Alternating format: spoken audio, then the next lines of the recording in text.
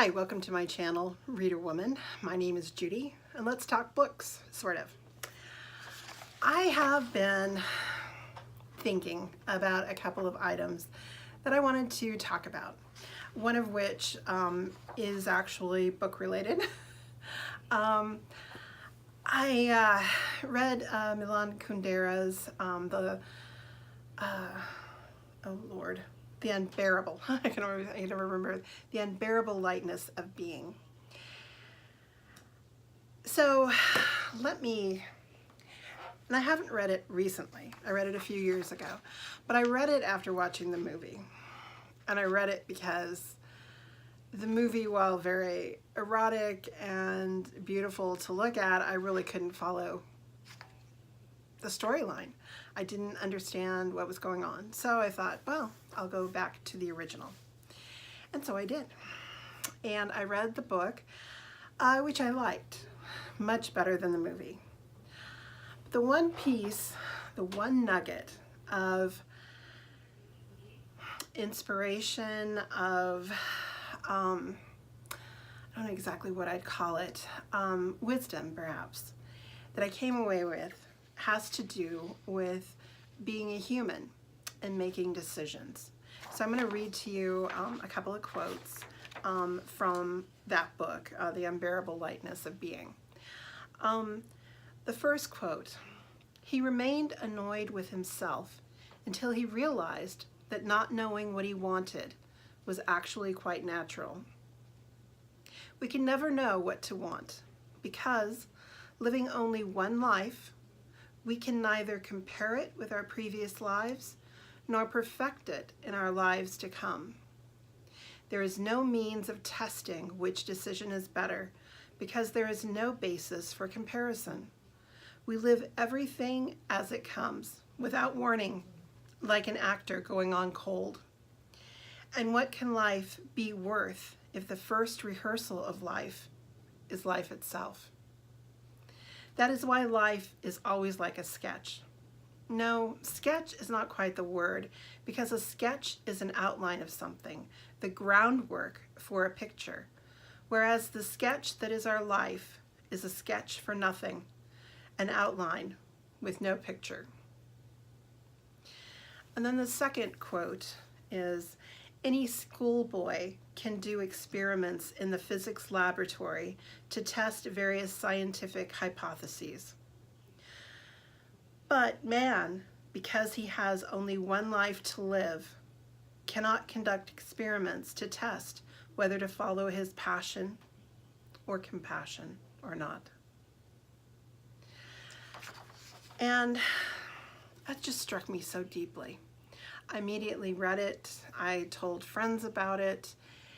And for me, what I've really taken away from this is, in our lives, we make decisions all the time. Some big, some small, some little ones we think aren't going to have huge impact that it actually do. You just don't know going through life what the outcome's going to be because, like he says, we don't have the opportunity. It's where Groundhog Day has such resonance for all of us, because you get to relive it and try different things to see what's the best thing you can do to get the best outcome. And that's why we have to have compassion and forgiveness for ourselves and for others. This life we're given, it's one short life, and we don't know the rules. We are not, we don't know 3 steps ahead what's going to be happening, but we're still having to make a decision right here and right now.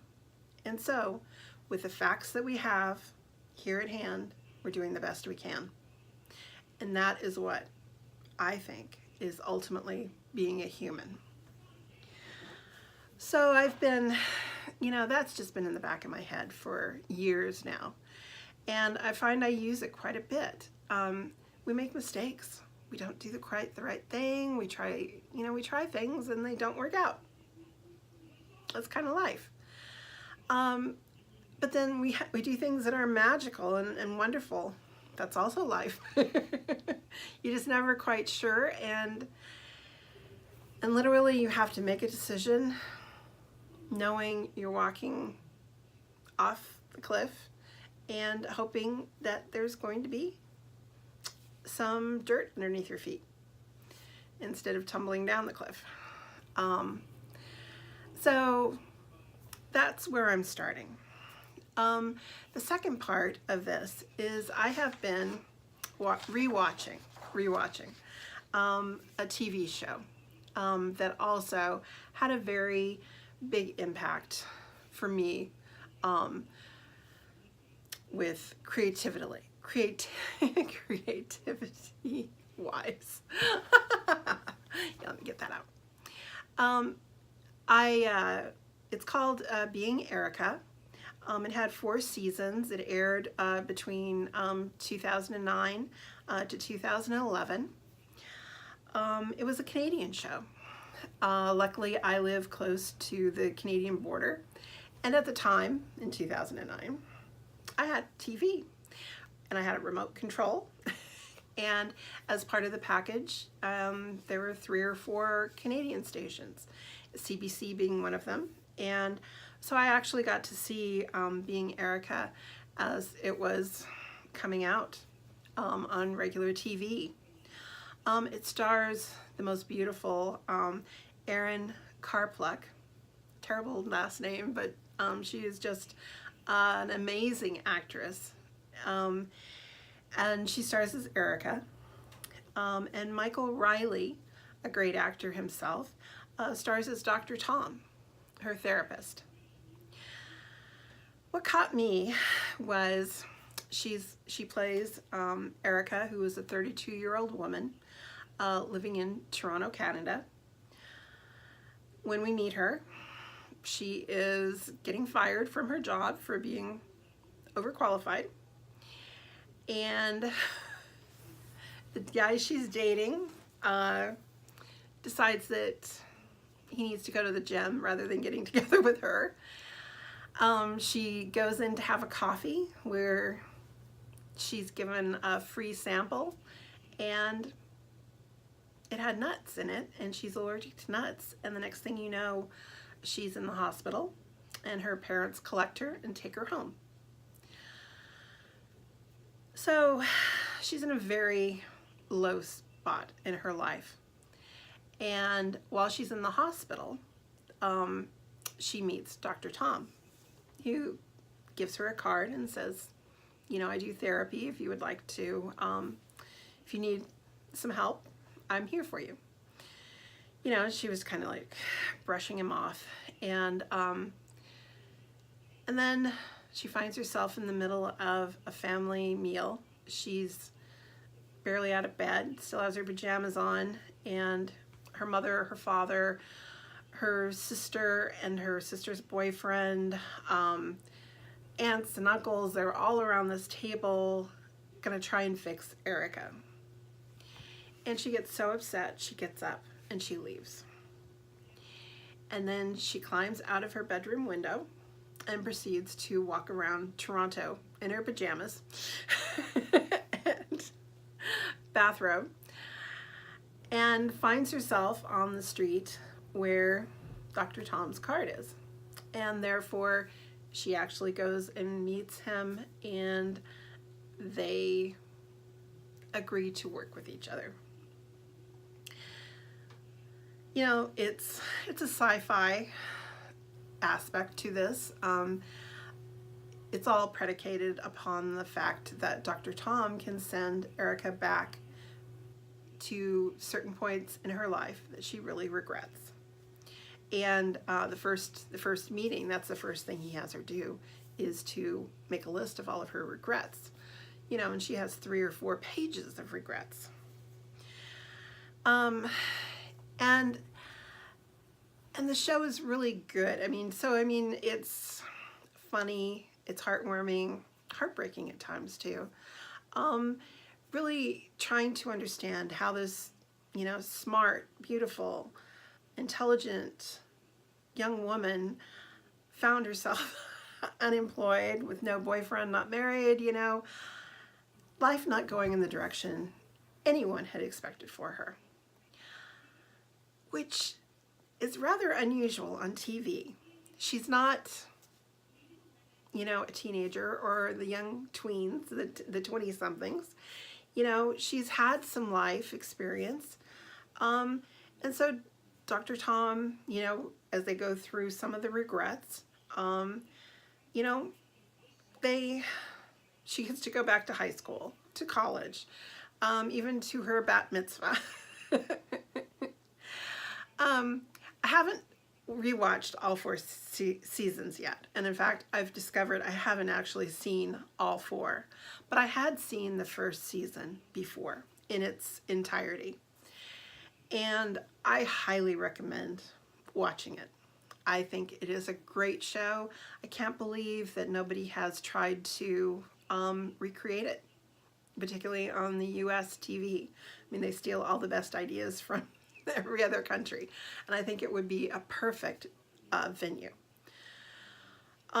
to recreate this, because it's fun. It has all these elements of you know, people who are, you know, going back in time. So she's, you know, going back to the 90s. She's going back to you know, the early, you know, during 1999 again, and it was just very well done. In particular, there were 2 episodes that really grabbed me. And one had to do with, let's see here, it's episode 8 called This Be the Verse. And in trying to come to grips with her sister, who she's having great problems with at the time, she is sent back to meet her mother and father when they were in their early 20s. And it was so hard, poignant. It made me cry a little bit, I have to say. We never get to know our parents when they're young, because if they have us young, we're too young to really notice, and we don't really become aware of them until they're, you know, until we're about 16 or 18, and they've aged that far.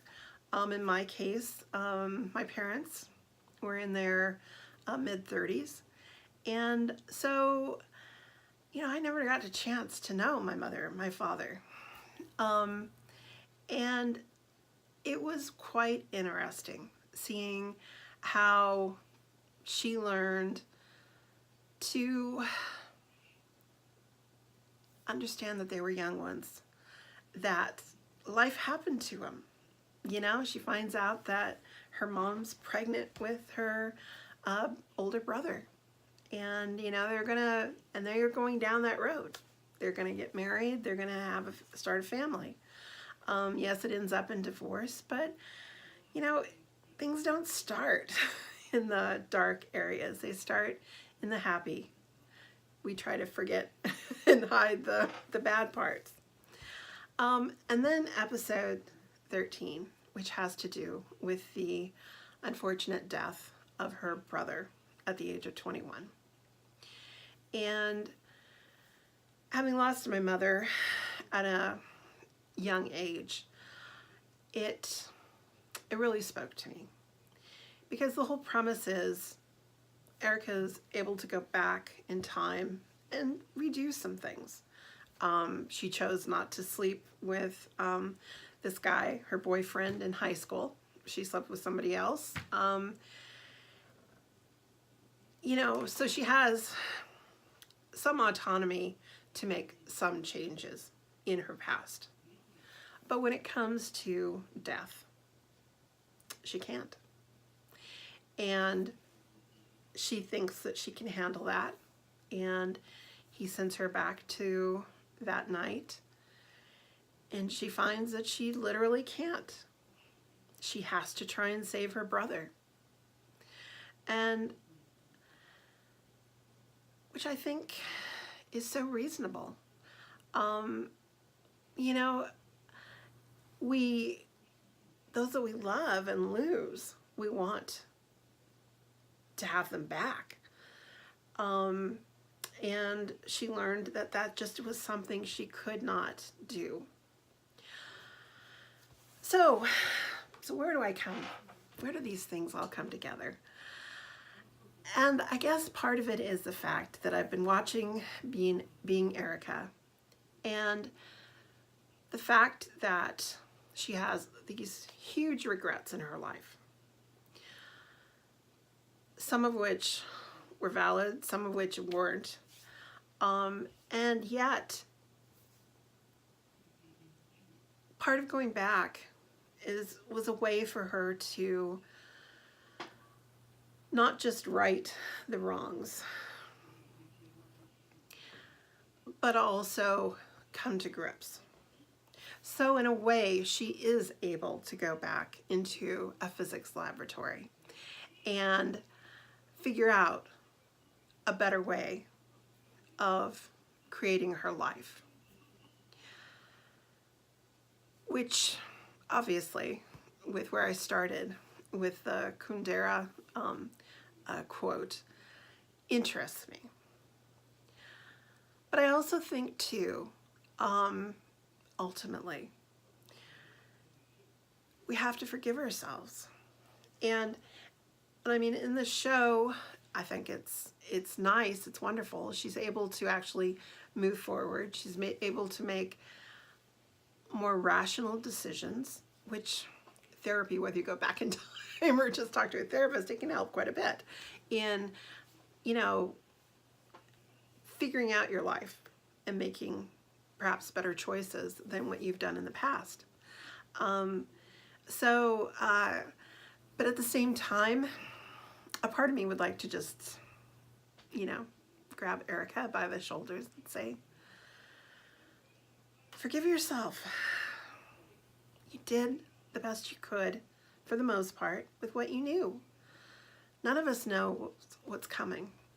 And the major hurts, you never recover from. You're changed forever. You just are. And, but you survive and you move on. And as humans, I guess that's all we can ask for. So I just had something to say about this, and I thought I would share it with you. I don't know if anyone's going to find it of interest at all, but I do highly recommend both the book, The Unbearable Lightness of Being by Milan Kundera, and also Being Erica. It is on Amazon Prime right now, so all 4 seasons. Hope you catch it. Have a great evening, and we will be talking books again soon. Bye.